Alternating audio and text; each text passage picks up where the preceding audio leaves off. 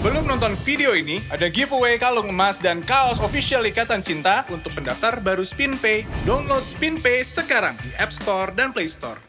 Innallaha huwa razzaq dzul quwwatil matin. Dalam Al-Quran disebutkan begitu, bahwa sesungguhnya Allah dialah Maha pemberi rezeki yang mempunyai kekuatan lagi yang sangat kokoh.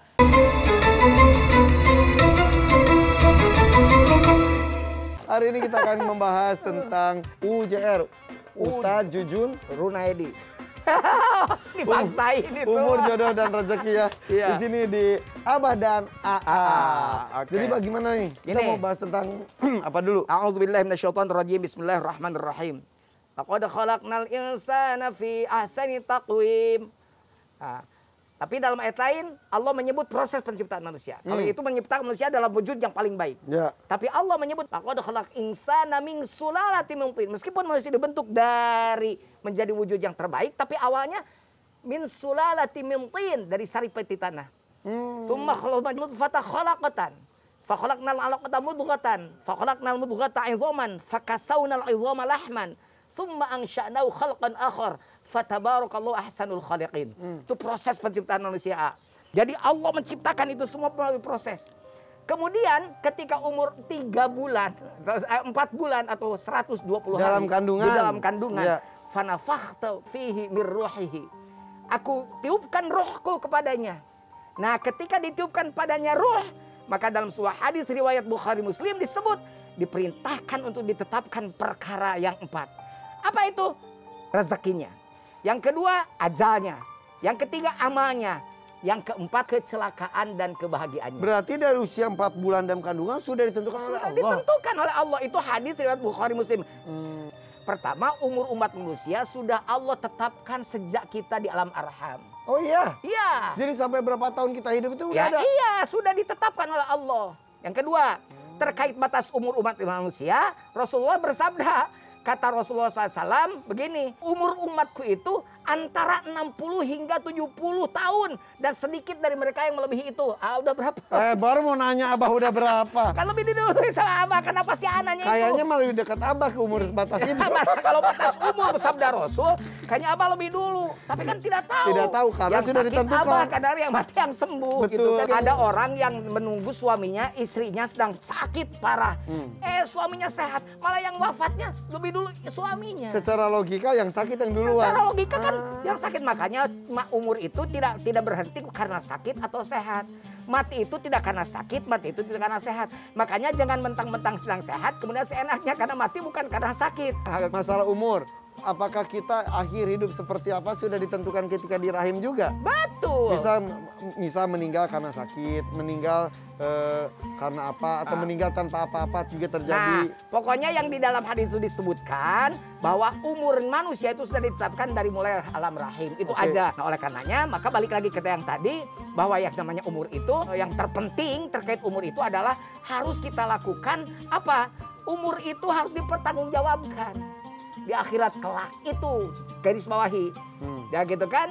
Jadi kedua kaki hamba Allah tidak beranjak dari tempat hisabnya pada hari kiamat hingga ia ditanya mengenai 4 hal. Awas kata Rasul. Apa saja itu? 1, umurnya. Umur. Untuk apakah ia habiskan? 2, jasadnya. Jasadnya apa? Untuk apakah ia gunakan? Badan kita. Badan kita. 3. Yang ketiga, ilmunya. Apakah ia telah amalkan? Yang keempat, keempat, hartanya. Dari mana ia peroleh? Dan dalam hal apa ia belanjakan? Itu udah hadits riwayat Ibnu Hibban itu begitu. Jadi yang akan ditanya itu. Jadi manusia, oleh karenanya maka manusia terbaik menurut Allah itu adalah mereka yang panjang umurnya, baik amalnya, panjang umurnya, baik amalnya, panjang umurnya, baik amalnya. Khairun nas man tala umruhu wa hasuna amaluhu, wa syarrun nas man tala umruhu wa sa'a amaluhu. Sejelek-jelek manusia itu yang panjang umurnya tapi jelek kelakuannya, jelek amalnya. Aduh, alhamdulillah zalik. Sia-sia dong kalau begitu mah ya. Itu bab umur. Selanjutnya, kemudian bab jodoh. Umur sudah jodoh. Nah, Allah setelah menciptakan segalanya itu berpasang-pasangan. Jadi artinya semuanya dapat jodoh. Nah, itu bab jodoh. Wa min kulli syai'in khalaqna zaujaini. Nah, dan segala sesuatu kami ciptakan berpasang-pasangan. La'allakum tadzakkarun. Itu pasti. Agar semua mengingat Allah. Itu pasti dapat. Iya pasti. Tapi kok masih dapat. banyak yang jomblo? Nah, orang yang mengatakan jomblo itu manusia. Padahal dia belum sampai kepada jodohnya. Oke. Nah, kalau sudah terkait gitu, ada hubungan jodoh dengan rezeki. Nah, rezeki nanti aja rezeki. dulu. Karena ini sekarang baru umur dan jodoh. Rezeki nanti kita bahas ya. Oke. Ikan saya belum dapat rezeki hari ini, belum kasih makan. rezeki dulu, nanti kita bicara rezeki. Oke. Tetap di Abah dan AA.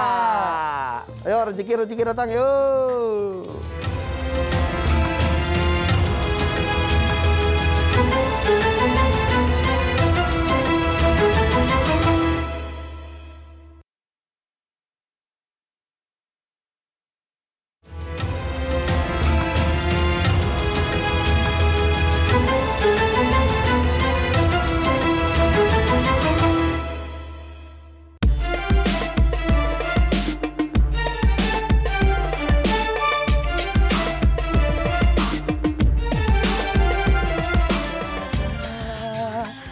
Pelestarian sejarah. Apaan sih, Bah? Ini kalau lihat burung suka inget hutan Indonesia gitu. Iya. Ini semua rahmat Tuhan yang Maha Esa, mari bersama-sama menjaga lingkungan hidup ini. Iya betul, Bah. Jadi ini tuh memang ini asli Indonesianya banyak. Dan ini beberapa sebetulnya sudah dilindungi. Nah, ini tuh saya dari penangkaran, bukan dari alam, Bah. Ini tapi dalam negeri semua? Dalam negeri, ini luar. New Zealand, ini Afrika. Itu mana gitulah. Wali ta'arofu lah mereka. Tapi yang jelas, Bah, ini tuh jadi saya dapatnya tuh dari penangkaran. Jadi di alam tuh sudah banyak ditembakin, ditangkap, terus alamnya juga sudah rusak. Makanya ini tuh dari penangkaran beranak pinak, mudah-mudahan sini juga bisa beranak pinak insya Allah. Abah, ya. Mana tadi penjelasannya? Tadi kan umur udah, jodoh udah, rezeki. Nah, sekarang begini tentang rezeki ini ya. Iya. Rezeki itu pertama, untuk semua makhluk hidup Allah telah menjamin rezekinya. Termasuk apapun? Termasuk apapun. Dalam Al-Quranul Karim, Allah menyebut wa min kulli dabbatin fil ardi illa 'alallahi rizquha. Wa ma min dabbatin fil ardi illa 'alallahi rizquha. Iya. Jadi semua yang melata di bumi ini Allah sudah tetapkan apa? Rezekinya. Gitu.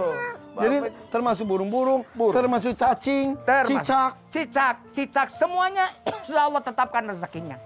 Tempat berdiam binatang itu juga, tempat penyimpanannya, nah semuanya tertulis dalam kitab yang nyata. Ini ditakdirkan oleh Allah nih. Jadi hewan yang disayang oleh AA. Begitu. Dalam spirit ayat tadi Allah menyebutkan bahwa semua makhluk hidup itu Allah telah menjamin rezekinya.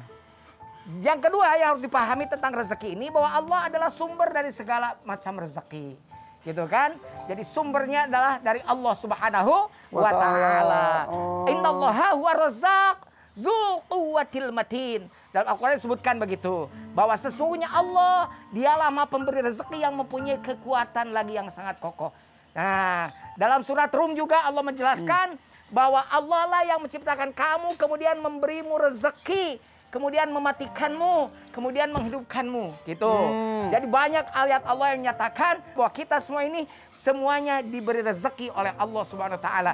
Dan yang paling penting, kepemilikan iman yang paripurna adalah ikhtiar untuk menjemput rezeki.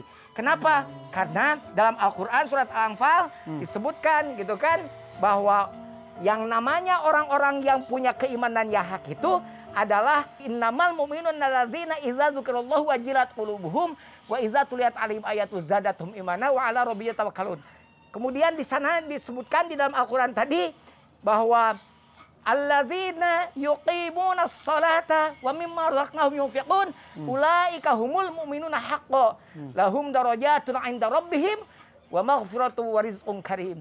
Nah, di ujung ayat ini Allah menegaskan rizki yang mulia dan memuliakan Allah akan berikan bagi orang yang imannya paripurna. Yang hatinya bergetar apabila disebut ayat Allah, bertambah imannya bila dibacakan Al-Quran, bertawakal, menjaga sholat dan infak.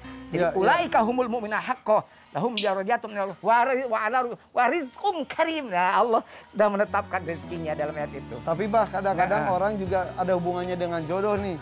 Orang jadi sungkan untuk mencari jodoh karena rezekinya belum cukup.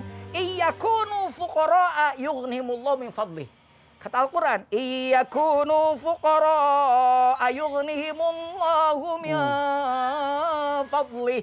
Jika kamu takut bahwa menikah itu miskin, menikah saja. Kalau kamu takut fakir, maka kata Allah, menikahlah. Allah yang akan memperkaya kamu dari keutamaan hidup kamu. Katanya sendiri aja susah, apalagi nanggung anak orang. Yang sendiri susah nikah buru-buru. Beneran, Bah? Nah, saya sudah nikah masih bingung nikah lagi. Kata orang makin astagfirullahaladzim.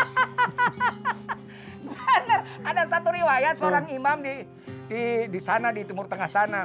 Ada yang bertanya, saya miskin ya nikah. Saya miskin nikah. Saya miskin nikah. Udah 4 kali nikah jadi kaya. Makin miskin kali, Bah? Enggak. Beneran? Karena istri itu membawa rezeki juga. Oh gitu? Harus ada keyakinan. Tapi jangan bahwa... lain bukan berarti abah menyuruh poligami gitu kan. Jadi intinya semua makhluk itu mempunyai rezekinya. Mempunyai rezekinya. Ketika yang ini satu rezeki, ini punya satu rezeki. Ketika digabungkan menjadi rezeki-rezeki. Rezeki-rezeki. Bener kan?